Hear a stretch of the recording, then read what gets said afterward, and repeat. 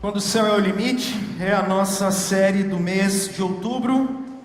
E nós conversamos já com vocês sobre dois assuntos de quando o céu é o limite.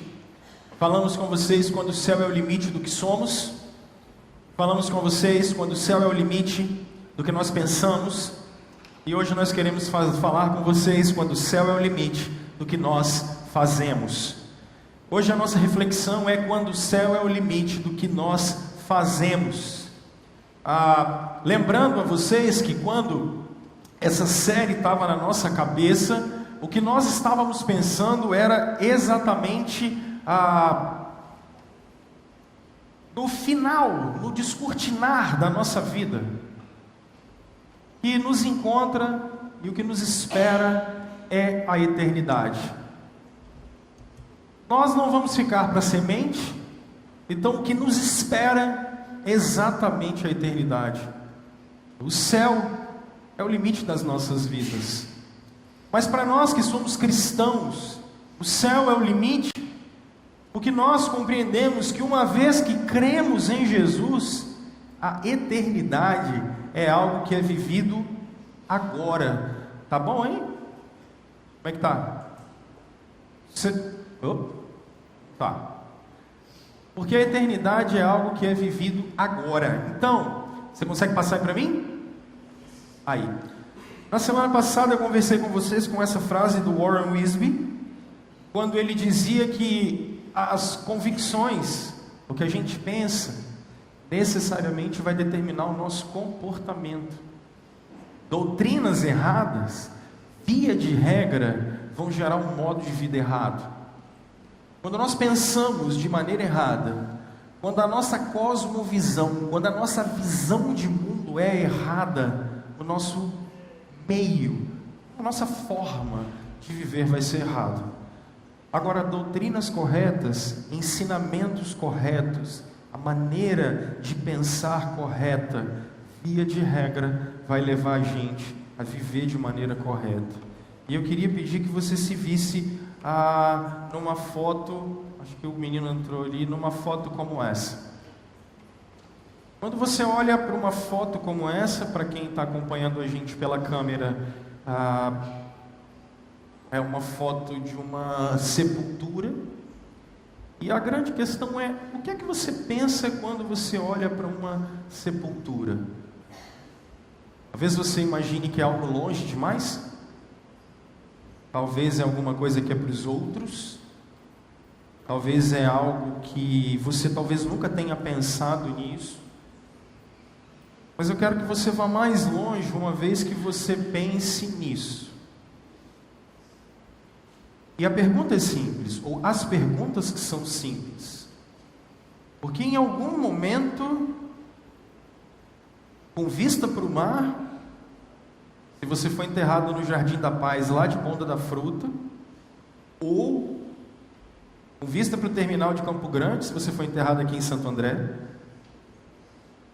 ou quem sabe vai ficar olhando a Coca-Cola a vida inteira, porque você vai ser enterrado no contorno. O fato é que aquele vai ser o nosso domicílio por muito tempo. E eu apresento a vocês o domicílio de vocês. Essa é a sua próxima casa, talvez. Não se esqueça disso. Daqui ninguém foge. Eu sei que talvez você fez consórcio com a Caixa Econômica Federal e está pagando pelos próximos 30 anos, mas te digo, daqui você não foge. Nem eu. E por isso que esse mês o céu é o limite. O céu precisa ser o limite, porque daqui ninguém foge. Mas hoje, como a gente quer falar que o céu é o limite do que a gente faz, a pergunta é essa: o dia que você, numa caixa de madeira, e alguém colocar você aí dentro, se alguém for narrar a sua história depois da sua morte, o que essa pessoa vai falar? Você fazer um documentário tipo National Geographic sobre você, o que eles vão falar de você? Qual história que você literalmente está construindo?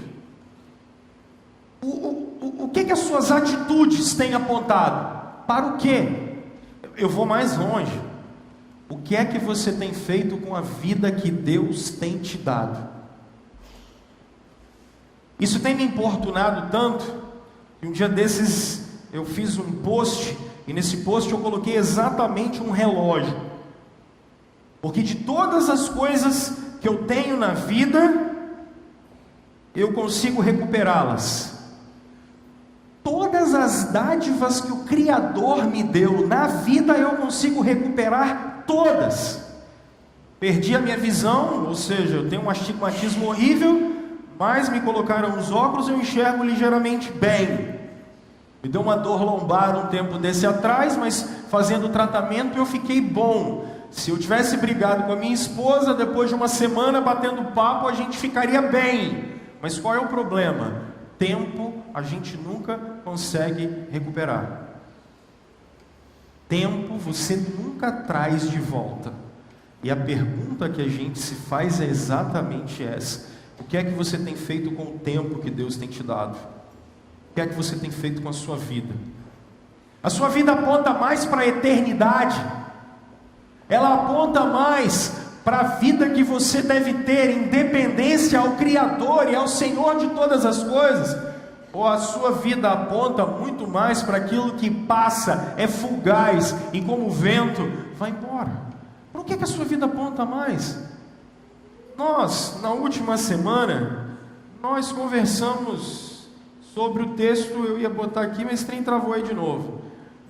Nós na última semana conversamos sobre o texto de Colossenses no capítulo 3, e sobre ele nós vamos continuar, porque na semana passada eu conversei com vocês sobre Colossenses capítulo 3, verso de 1 a 4, e hoje eu queria conversar com vocês de Colossenses no capítulo 3, do verso 5 a 10, quando o texto bíblico diz assim: assim, façam morrer tudo o que pertence à natureza terrena de vocês: imoralidade sexual, impureza, paixões, desejos maus e a ganância, que é a idolatria.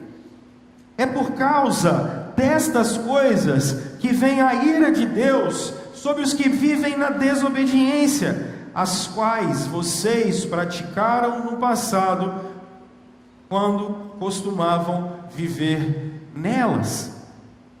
Mas agora, abandonem todas estas coisas: ira, indignação, maldade, maledicência, linguagem indecente no falar. Não mintam uns aos outros, visto que vocês já se despiram do velho homem com suas práticas e se revestiram do novo, qual está sendo renovado em conhecimento à imagem do seu Criador. Na semana passada eu conversei com vocês e eu disse para vocês que a chave de Colossenses é exatamente o verso 4 do capítulo 2, quando o apóstolo Paulo diz: eu lhes digo isso para que ninguém os engane com argumentos que só parecem convincentes. Se vocês olharem na Bíblia de vocês, no capítulo 4, o texto bíblico está dizendo no verso 9, vocês podem olhar isso, no verso 3, quando o texto disse, pelo evangelho que eu estou preso. No verso 18, vocês encontram Paulo dizendo no capítulo 4, eu, Paulo, escrevo essa saudação de próprio punho, lembrem-se das minhas algemas. Paulo, apóstolo de Cristo, está preso, possivelmente em Roma, e essa prisão acontece por conta do fato de Nero não suportar os cristãos e sempre querer colocar a culpa em alguém.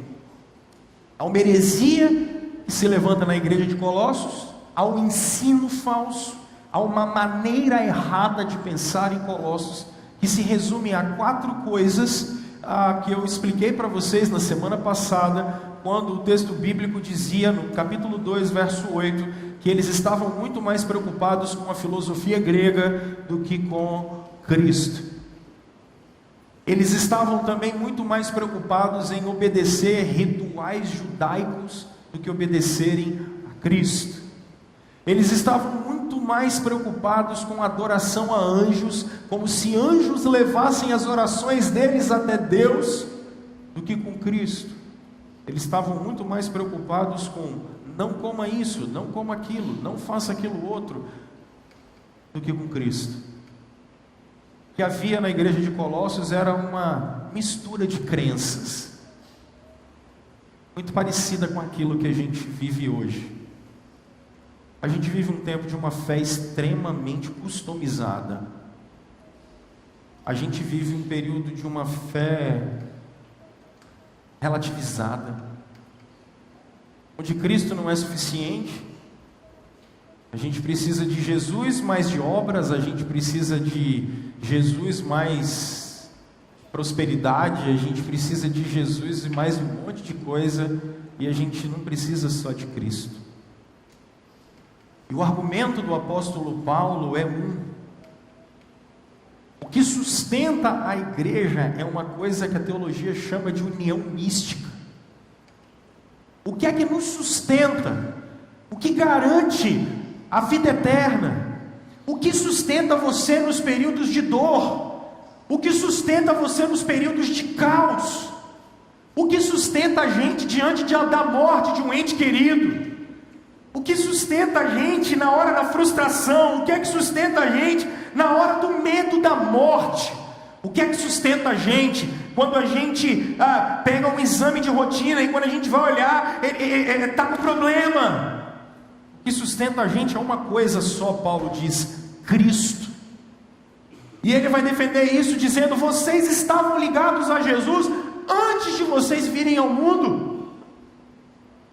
Porque Deus separou um povo para ser seu antes da fundação do mundo. E o que ele estava querendo dizer, gente?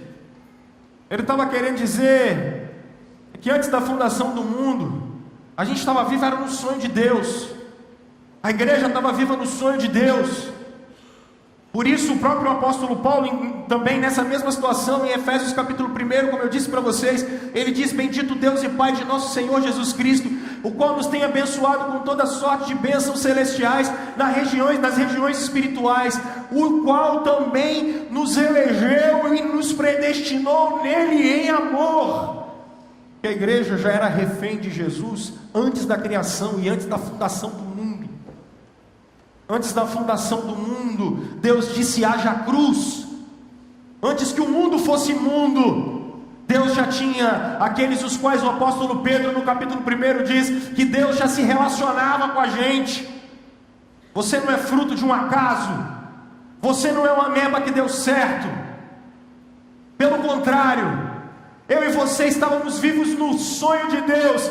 E quando o conselho da Trindade se reuniu antes da fundação do mundo, a economia da Trindade se reuniu, e Deus olhou a vida e no olho de cada um de vocês, e Ele uniu vocês a Jesus Cristo. Ele é o cabeça da igreja, Ele é o Senhor da igreja. Mas nós estávamos unidos a Jesus na sua encarnação. Porque quando Jesus se fez carne exatamente porque a gente não serve nem para nascer. E Ele veio substituir a gente.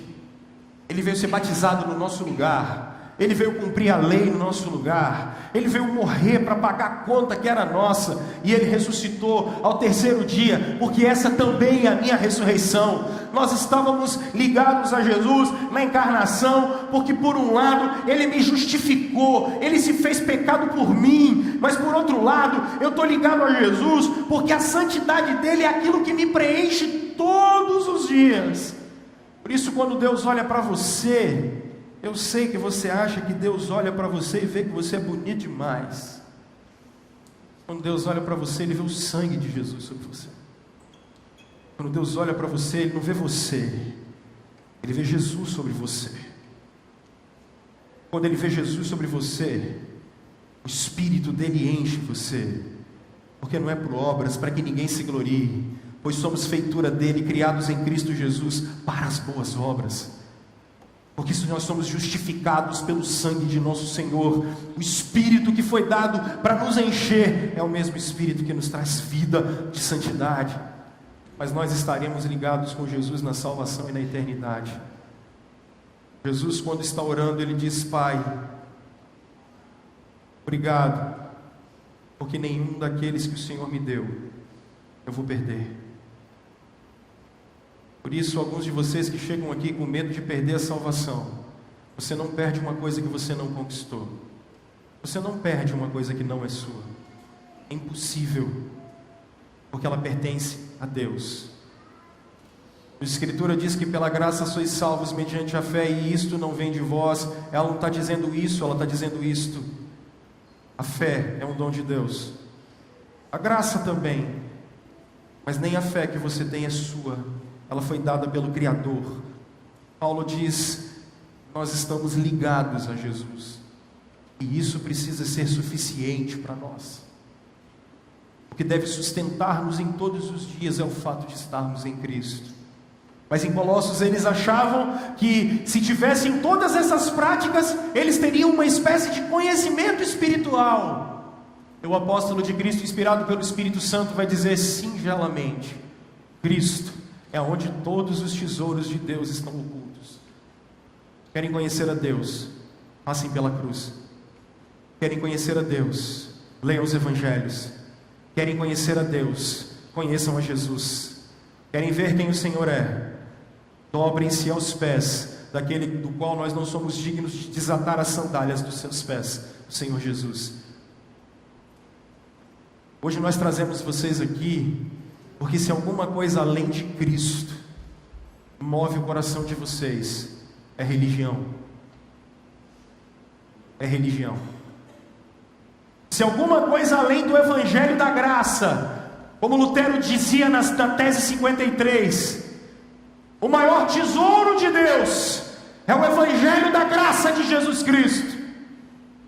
Se alguma coisa traz você aqui, que não seja um encontro com Jesus, eu te digo, você está perdido.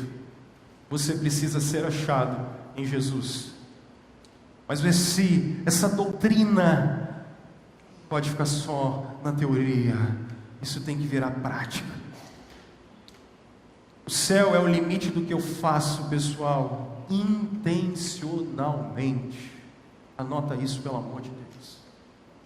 Paulo trabalha o que você pensa, 4 versículos.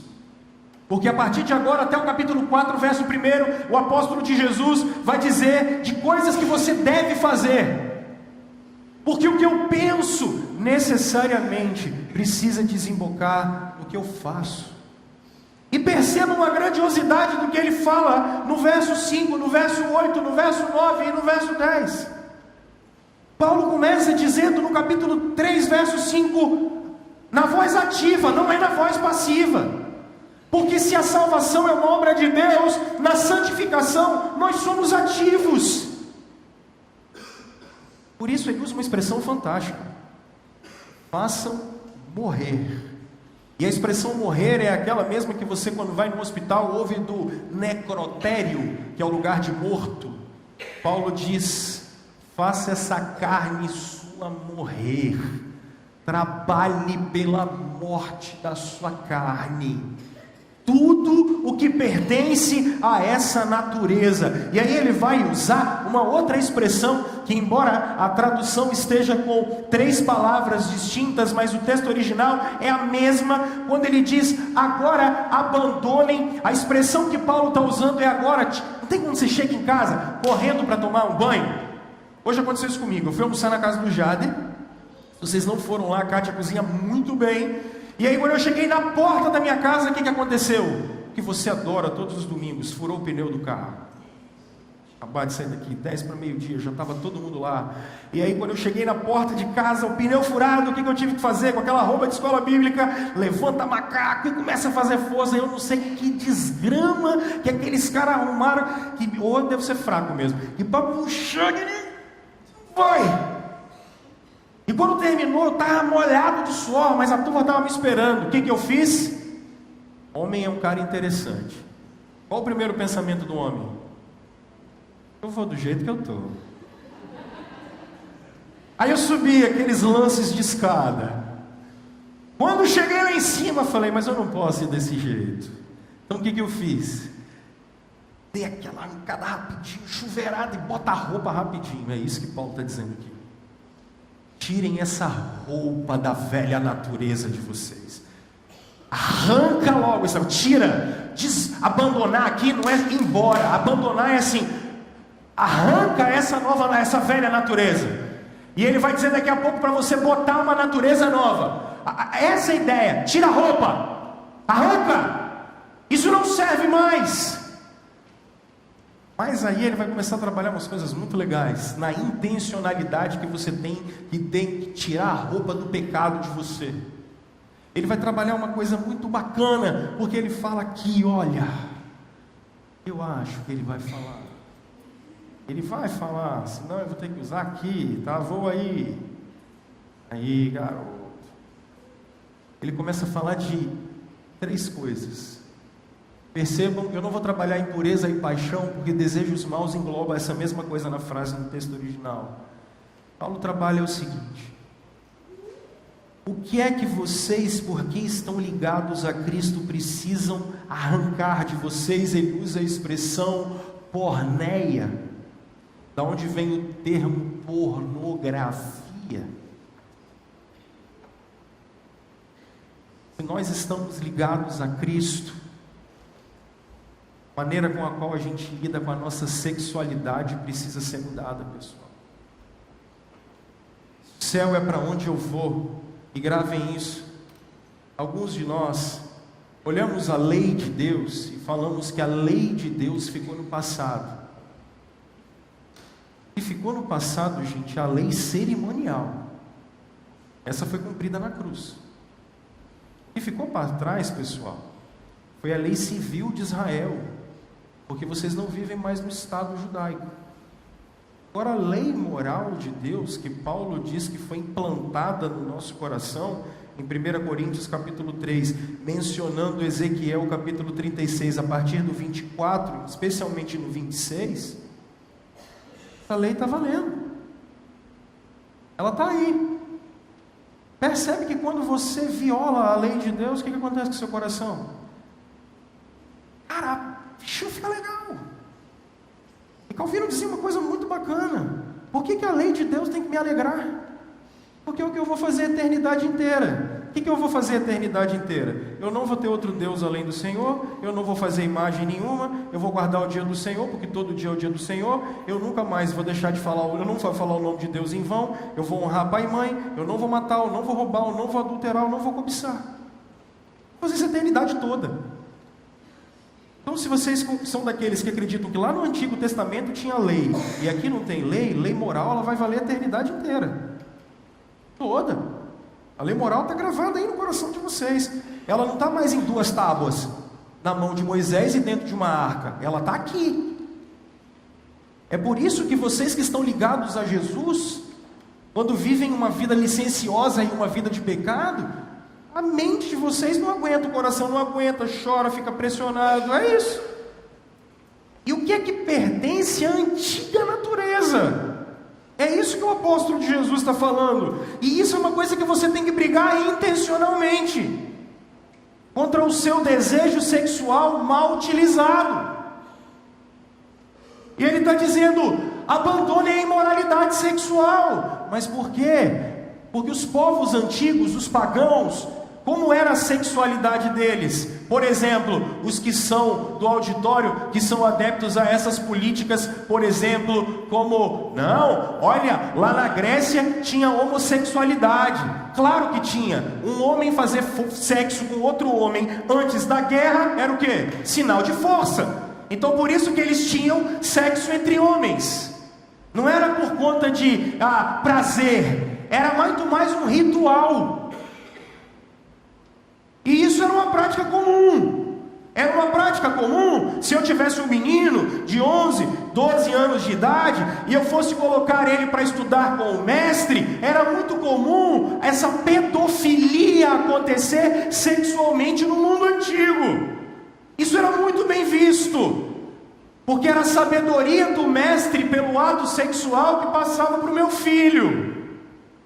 E se vocês não vivem isso hoje, é porque o cristianismo livrou a gente. E vocês estão dentro de uma sociedade que está tentando trazer isso de volta, ou vocês não estão percebendo? A sociedade está tentando trazer isso de volta, e o cristianismo liberou isso a gente há 2000 anos. Mas a gente agora resolveu achar normal, e é lindo, e é bonito, porque a novela das 8 mostra. Mas eu não vou falar só disso. Eu quero falar, quando eu uso a expressão aqui e trago a ideia de porneia, de libertinagem sexual, é que, pessoal, isso é algo que a gente tem que olhar. Eu não sei o que você vê no seu telefone, sinceramente. Homens, quando suas mulheres vão dormir de madrugada, passam a madrugada se matando a alma de vocês com essas porcarias, infantilizando a sua sexualidade. A gente precisa olhar, molecada, um monte de moleque, depois vai casar e achar que sua mulher é uma atriz pornô daquela. Isso é sério, cara. Casais que não são casados e não usam a sexualidade que foi feita, santificada por Deus para viver dentro do casamento. Mulheres e homens que estão aqui, que fica de tititi, blá blá blá e blé blé blé, com outra mulher ou com outro homem, ou fazendo sacanagem em rede social, sabe Deus até que horas. Isso é sério, pessoal. Isso é sério. O céu tem que ser o limite do que eu penso. Eu tenho uma nova natureza. Eu tenho uma nova vida. Cristo tem que ser Senhor sobre a minha sexualidade. Jesus tem que ser Senhor dos meus desejos. Paulo está falando e tratando de desejos maus. Quando ele está falando de desejos maus, Paulo está falando de uma expressão que vai englobar a impureza e paixão, que é a epitimia, que são desejos que são ingovernáveis. Às vezes a gente tem alguns desejos que eles são ingovernáveis, pensamentos que são ingovernáveis. A Escritura está mandando você brigar com esse negócio. A Escritura está mandando você brigar contra isso. Arranca essa roupa, tira esse negócio, pensamentos, desejos, sentimentos que são ingovernáveis, sentimentos que você é melhor do que o outro, pior do que o outro, sentimento que a gente tem, que a gente afasta as pessoas da gente, essas coisas ingovernáveis que vêm dentro de nós. Quando eu estava falando no ponto anterior, alguns que têm conversas com pessoas no trabalho que não deveriam ter, relações com pessoas que não deveriam ter, dá conversa para quem não deveria dar. Aqui é interessante quando ele fala que ganância e idolatria, porque a expressão grega aqui é exatamente um balde furado. É o que dinheiro é.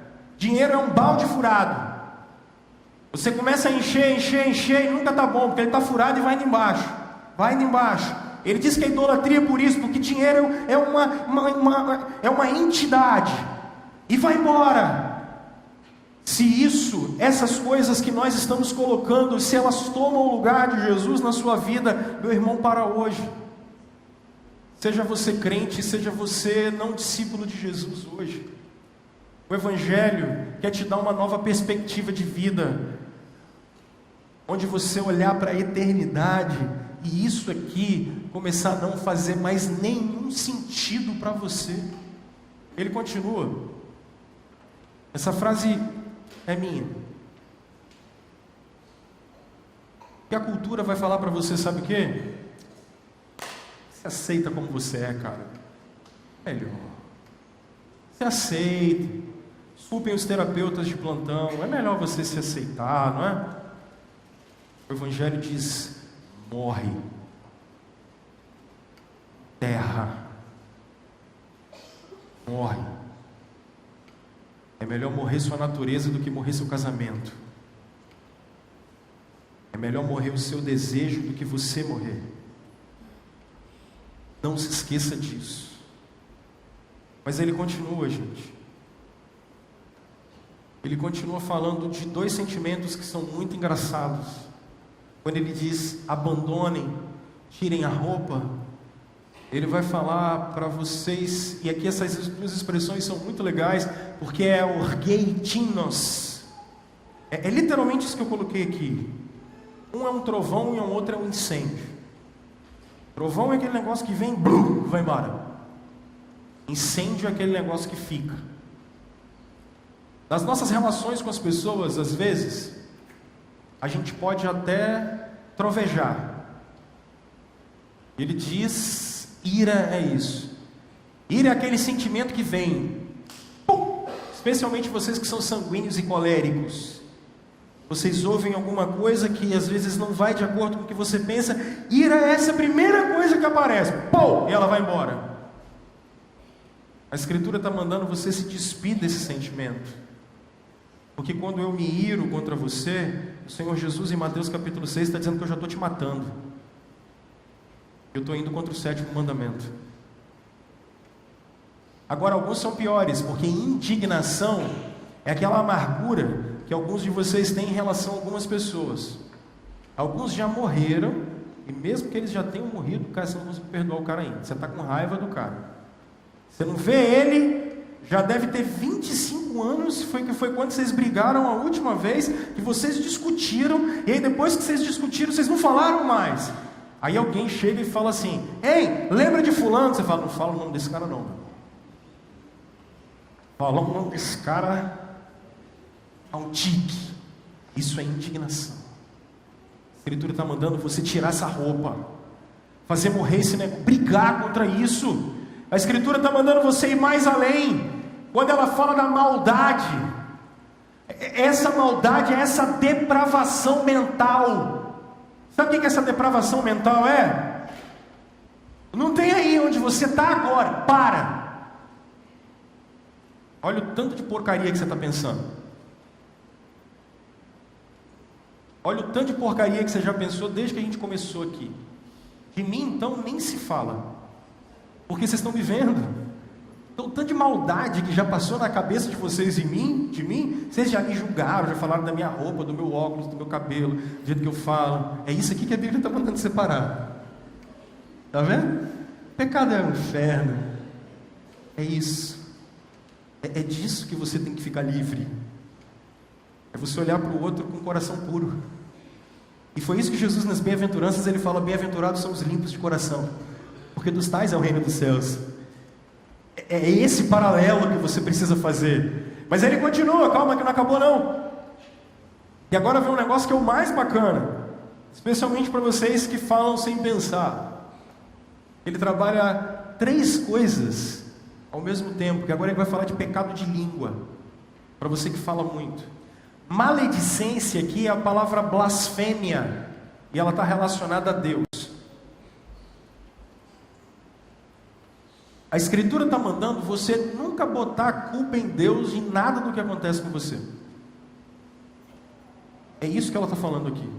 E via de regra a gente bota a culpa em Deus em tudo. Eu contei para vocês a história de um menino que chegou uma vez revoltado, conversando comigo, porque ele falou assim, não é possível, pastor, eu fui fazer venda, e ele fazia venda lá na Rodovia do Sol. Ele ia até a Praia da Sereia, de Honda Bis, era mais barato. Ele viu que a moto entrou na reserva no início da Barra do Jucu. Aí ele foi, andando, passou o ponto da fruta, aí foi lá até na Praia da Sereia, atendeu um cliente, aí ele veio embora, olhou, a moto está na reserva.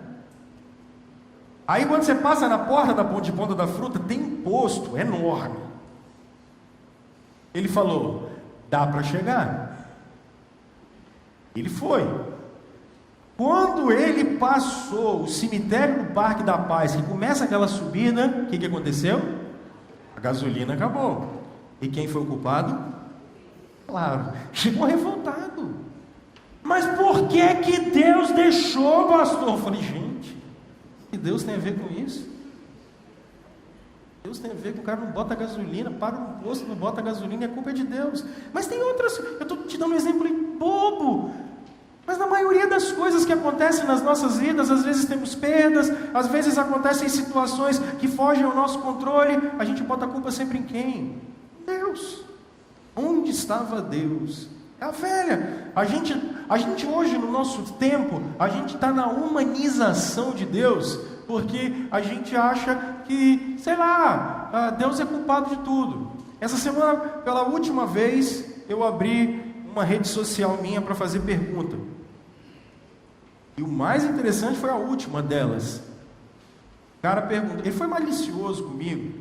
Ele perguntou para mim assim: Deus podia matar o filho do adultério de Davi? Olha, Deus podia matar o filho. Caramba, pesado. Eu só perguntei a ele de volta, porque eu não sou bobo de responder uma pergunta dessa. Mas eu perguntei a ele de volta assim: pode o Deus, Criador, Redentor, Sustentador de todas as coisas, ele tem autoridade e legalidade para fazer o que ele quiser?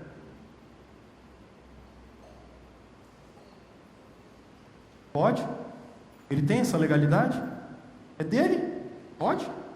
Sei. Se você quiser responder, faça protesto na frente do céu, talvez ele te ouça. A culpa não é de Deus. A maior parte do tempo a gente faz maledicências e blasfema contra o Senhor, sendo que Ele não é responsável por isso, porque são pecados nossos, e nós estamos diante dEle, e nós cantamos aqui: Tu fazes tudo para o meu bem, tudo para o meu bem. A Escritura diz: todas as coisas cooperam para o bem daqueles que amam a Deus, mas nós não conseguimos encarnar esse valor do reino, porque no primeiro vale, a culpa é de Deus. E a gente nunca entende que a culpa também não é de Adão, é nossa, que nascemos em pecado. E por fim, pessoal, a Bíblia está mandando vocês arrancarem essa roupa dessa linguagem indecente. É isso que ela está falando. Linguagem indecente. A expressão é essa: palavra desonesta. Oh, a gente tem a boca suja pra caramba, cara. A gente tem a boca suja demais, demais. Demais. Não é só falar o que não deve, não. Boca suja. Alguns de nós precisamos botar um detergente na boquinha, assar aquele ODD, e vai ser boca suja assim longe. Escovar o dente, dar um colgatezinho, porque pessoal, a xingar assim no inferno.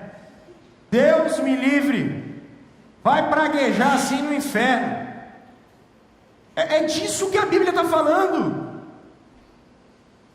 Então percebam essa intencionalidade que deve ter, ao invés de nós olharmos e falarmos: se aceite, a Escritura está dizendo, faz morrer. Então, deixa eu te dar uma dica aqui para eu passar para outra parte, para eu chegar para o final. Primeira coisa que você precisa saber são suas fraquezas. Isso é a primeira coisa que você tem que saber. Quais são as suas fraquezas? Eu me acho melhor do que os outros. Então cuidado, porque você na verdade tem uma insegurança com o seu caráter. Você tem um ídolo de imagem. Então começa a pensar, a prestar atenção nisso. Eu falo demais. Cuidado. Seus sentimentos, você não sabe lidar com eles. Você tem que saber suas fraquezas. Você tem que saber quais áreas você é falho. Você tem dificuldade com dinheiro, você não pode ser tesoureiro. Entende? Você tem que saber quais áreas da sua vida você tem falhas. E aí, se você não quer cair num abismo, o que é que você tem que fazer? Passar longe dele. Lembrem daquela historinha boba que tem um cara, o concurso federal para ser motorista da biga do rei. Lembra dessa? Essa é boa. Aí o rei faz a pergunta para o Jader. Ele fala assim: Jader, quão próximo do abismo você vai passar e vai me levar em segurança? Ele diz: rei, a 5 metros do abismo eu te levo sem problema nenhum. Aí ele chega para o Arthur e diz assim: Arthur, quantos metros do abismo você vai me levar e eu vou passar sem problema nenhum? Arthur diz assim: uns 20 metros, rei, eu posso te levar com segurança. E aí o Juliano chega e fala assim, o rei chega para o Juliano e fala: Juliano, quantos metros do abismo você pode me levar em segurança? Ele fala: rei, uns 20 ou 30 quilômetros. E ele ganhou o emprego. Porque se você não quer cair no abismo, cara, anda longe dele. Anda longe dele. Não quer cair, você tem que saber suas fraquezas e foge delas. E quando eu estou falando fugir delas, é lutar contra elas. E você vai ter que lutar contra elas com a força do Espírito Santo que está em você, para você não cair. Intencionalidade na vida com Deus. Não brinquem de cristianismo, não brinquem com o Senhor. Isso é sério, porque o que está em jogo aqui é a sua relação com Ele. Depois você precisa saber que isso é progressivo, pessoal. Olha a linguagem paulina. Primeiro ele diz: vocês foram revestidos do novo homem. 1 Coríntios capítulo 1, verso 2, olhem como é a linguagem da Escritura, como ela é bonita. 1 Coríntios capítulo 1, Paulo vai dizer: Paulo, chamado para ser apóstolo de Cristo Jesus, pela vontade de Deus, e o irmão Sóstenes, a igreja de Deus, que está em Corinto. Aí ele diz: aos santificados em Cristo.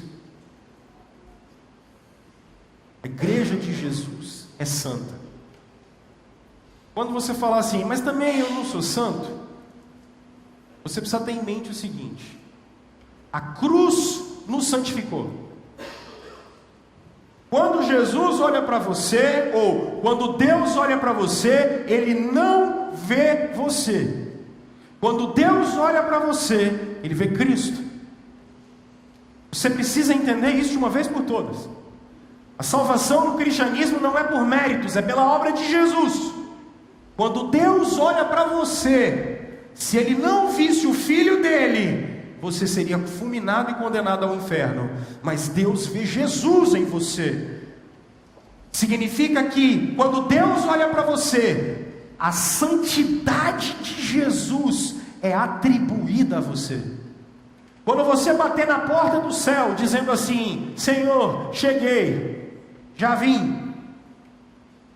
O que te levou até lá é a santidade não do que você fez, mas é a santidade de Jesus. Por isso que ela foi pontualmente conseguida na cruz. Isso é graça. Agora, Paulo vai dizer algo que ele diz assim: a igreja de Deus que está em Corinto, aos santificados em Cristo Jesus e chamados para serem santos. Porque se por um lado essa santidade foi conquistada na cruz, por um outro lado existe um processo, existe um processo progressivo nela aqui. É diário. O novo homem está sendo renovado todos os dias, pessoal. E é isso que eu preciso que vocês entendam. 3 coisas aí. Primeiro, você pode dizer assim: pastor, eu tenho vícios. Como é que eu vou me livrar deles? Pastor, parece que a minha mente, eu tinha que abrir para arrancar, porque eu só consigo pensar coisa ruim. Alguns de vocês brigam com isso a tal ponto que, se pudessem, vocês queriam abrir o peito para tirar, porque é uma briga muito grande. É o tempo de depender de Deus. É onde você vai ter que buscar. Não se conforme com o pecado. O céu é o limite do que você faz para você não se conformar com o pecado. É o momento de você depender de Deus. Não era para ser assim. Em Adão nós caímos, mas em Cristo estamos sendo renovados de glória em glória. Mas não é só isso, pessoal, é persistência. Porque a vida cristã é de homens. Eu não sou perfeito, eu sou o pastor de vocês, eu posso cair feio.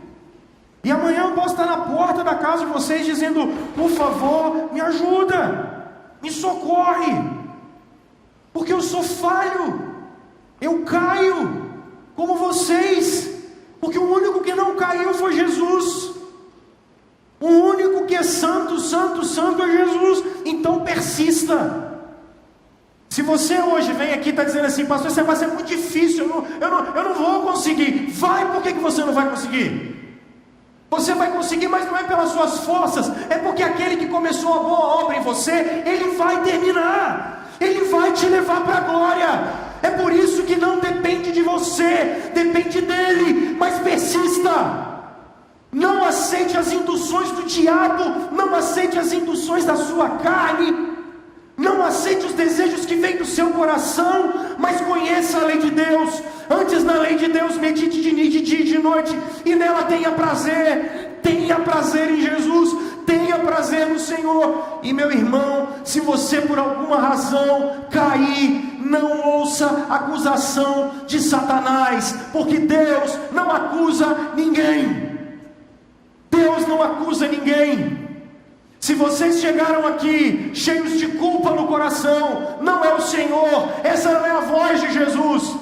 A voz do acusador é a voz do dragão, que é a antiga serpente, que é o diabo, que vai ser jogado num lago de fogo e enxofre. Porque a voz de Jesus é suave. A voz de Jesus não é um trovão, como apareceu para Elias. Elias acha que é um trovão, Elias acha que é um tufão, ele acha que é um estrondo, mas a voz de Deus é o que você está ouvindo aí agora, no seu coração, quando ela diz: você é filho amado, o meu filho estava na cruz por você, você é filho amado. No cristianismo não há lugar para acusação, no cristianismo há lugar para arrependidos, para rendidos à cruz do Senhor e poderem começar uma nova vida. Não importa quantas vezes você caiu, quantas vezes o Pai está pronto para estender as mãos para você vir até Ele. O céu tem que ser o limite do que você faz. Persista, e se você caiu, levante, porque o Espírito Santo está aqui para te dar a mão, para você poder caminhar com Ele, porque é Ele que vai te levar para a glória, é Ele que vai conduzir você. E eu termino só dizendo para vocês, pessoal, que essa obra é completamente abrangente. E quando eu estou falando que é uma obra abrangente, eu estou querendo dizer porque é isso que Paulo fala. Eu não vou ler o texto com vocês porque não precisa. Nós temos chamado vocês para serem discípulos de Jesus em todas as áreas da vida de vocês. Primeiro, e foi o texto que eu tratei, ele fala da esfera pessoal. Depois, ele vai falar da esfera da igreja. Amem, perdoem. Ele diz: não existe judeu, não existe grego, não tem luta de classes no céu nem na igreja. Esquece isso. O muro foi derrubado. Efésios capítulo 3. Não existe esse negócio dentro da igreja. Ele é tudo em todos. Aí ele começa a falar da família. Quando ele começa a dizer, porque aqui no Império Romano, o homem, isso é muito engraçado, especialmente para as feministas de plantão. Aqui é muito legal, porque ele está dizendo para os maridos amarem a esposa. O marido podia mandar matar a esposa no Império Romano, e dizem que Paulo é machista. Olha, Paulo está falando agapetos, a mulher de vocês. Vocês poderiam matar a mulher de vocês se vocês quisessem. Paulo está dizendo: ei, o único que tinha que morrer era Jesus. Você tem que dar a vida pela sua mulher. Então Paulo deve ser o primeiro feminista da história, deve ser, né? Não pode, porque ele está mandando o marido amar a mulher amar o marido. Ele está mandando os filhos serem servos, e ele está falando para os pais que poderiam massacrar os seus filhos e podiam matar os seus filhos. Ele está dizendo: não levem os filhos de vocês à ira, tratem os filhos de vocês como se fossem filhos de Deus. Olha o que a Escritura está falando. A Escritura está mandando vocês olharem cada pedacinho da vida de vocês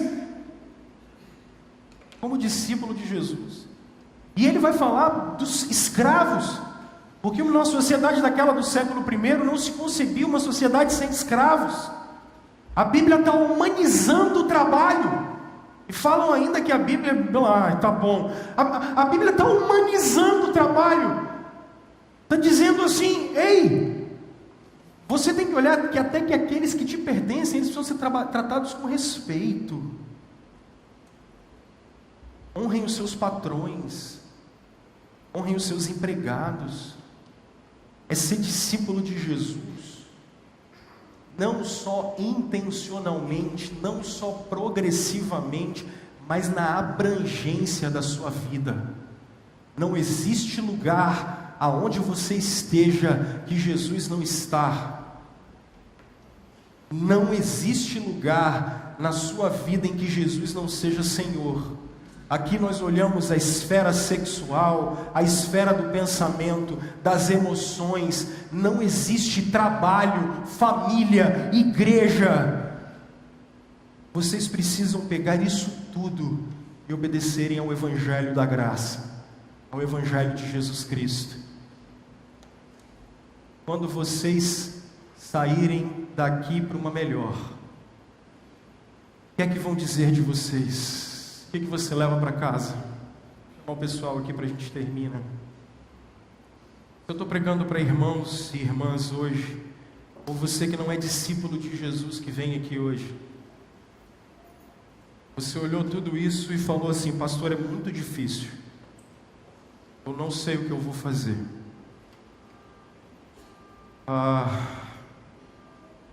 Queria falar para você que no cristianismo não existe lugar para culpa. No cristianismo só existe lugar para arrependimento. Cadê os meninos que vão tocar aqui? Só existe lugar para arrependimento. Queria que você parasse hoje, não desse ouvido para culpa. Queria que você hoje desse ouvido para a voz de Jesus. Eu queria que hoje você assumisse um compromisso com Deus, compromisso com Jesus, e fazer morrer cada área dessa da sua vida que não está de encontro com Cristo. Olhar cada área da sua vida que não está de encontro com Ele. E aqui eu botei aquela história de Lucas 7, porque é uma das histórias que eu acho mais lindas do Novo Testamento. Quando o nosso Senhor chega na casa de Simão, o leproso, e Simão não lavou os pés de Jesus, Simão não perfumou Jesus, e Simão estava com Jesus só para que as pessoas vissem que ele estava com o cara, que era Jesus. Eis que no meio daquela multidão aparece uma mulher. Primeiro com os cabelos soltos, mas ela não podia andar com o cabelo solto, porque o cabelo solto era só para o marido dela ver. E ela, mesmo sem ser a dona da casa, ela começa a chorar de tal maneira que ela começa a lavar os pés de Jesus. E ela chora tanto que as lágrimas dela começam a molhar os pés de nosso Senhor. E aí ela pega aquele cabelo que era só para o marido dela ver na noite de núpcias, ela arranca aquilo e ela começa a esfregar os pés de nosso Senhor. Mas ela vai além, porque ela carregava no peito dela um vaso de alabastro, perfume muito caro, que ela usava, e ela usaria aquele perfume só na noite de núpcias dela. Aquilo era o que ela tinha de mais valoroso na vida. Ela quebra aquilo, ela derrama em cima de nosso Senhor. E nosso Senhor olha para ela e fala algo que eu queria que você ouvisse hoje. Vai, primeiro, filha, os seus pecados estão perdoados. Vai, peques mais. Vai. Por quê? Ele entrou lá para você poder sair.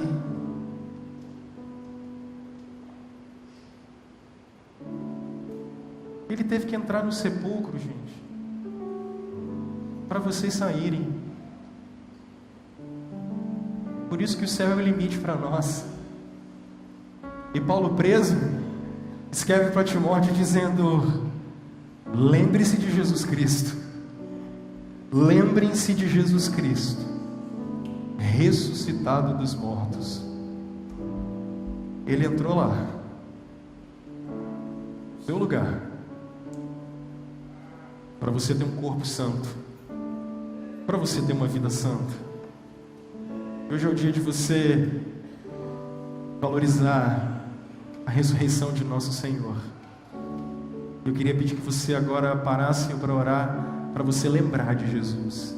é lembrar da graça de Deus, e lembrar do amor de Jesus por você, para você sair daqui cheio do Espírito Santo, para olhar e falar assim: eu não quero a antiga vida, eu quero a nova vida que se reveste em Jesus Cristo. Lembre-se de Jesus.